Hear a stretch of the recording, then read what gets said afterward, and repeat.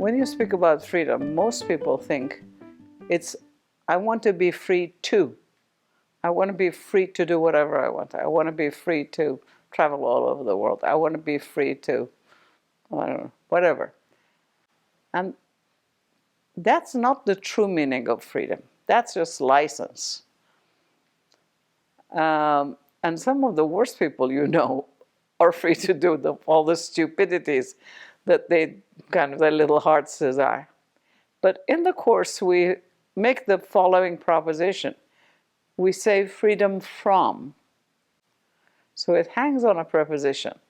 Freedom from something here, something within, like fear, for example. Oh, yes, I'd love to travel, but I'm afraid of getting on a plane, for example. What takes your freedom away? It's yourself. It's your fear. Or jealousy, for example. You know, when you're jealous, even when the person that you wish was yours is sitting right in front of you, you can't help but think, oh yes, but you know, tomorrow he's not going to be here or whatever. So, and it's very practical, because let's say I can't afford to travel. I don't know, or there's COVID out there, you know. Well, you know, there is nothing I can do about it. I have no power. But I am free to change or to let go of that desire, or I can be free. And of course, this has to be practiced. A very simple example that I often give is the following. Get up in the morning and, you know, you can't even open your eyes without that cup of coffee, right? So you have to make the cup of coffee. By the way, I haven't been able to drink coffee or tea or even wine now for a whole long time. Suddenly, taste buds aren't there anymore. Anyway, you get yourself your cup of coffee, you take a sip and you say, oh, you know, now I can open my eyes. And for a moment, it's perfect. And you think it's the coffee. You think, oh God, I need that coffee. It's not. It's just that for that instant, that desire has been met. And now you're desireless for a moment. And then you say, I've got to get myself a biscotti. So another desire, you know, catches on.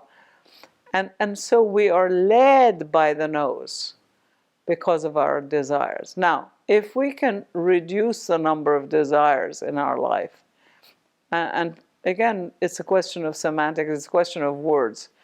What is the difference between a desire and a need? What is the difference between a want and a need? You need to eat food, right? You need to. You need to sleep.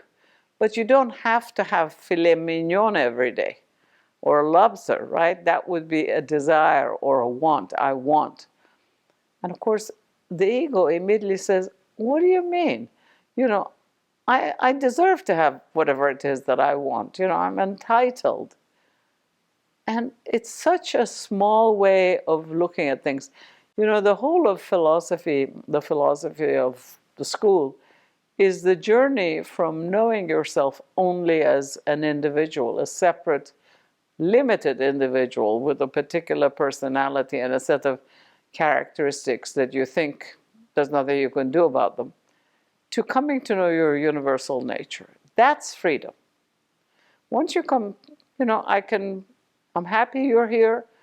I think I mentioned this before. Rumi says, if you come, it'll be wonderful. If you don't come, it'll be wonderful. You know, that is freedom. Not to be yanked by life or other people. So, yeah, so it's all about the preposition. Not freedom to, but freedom from.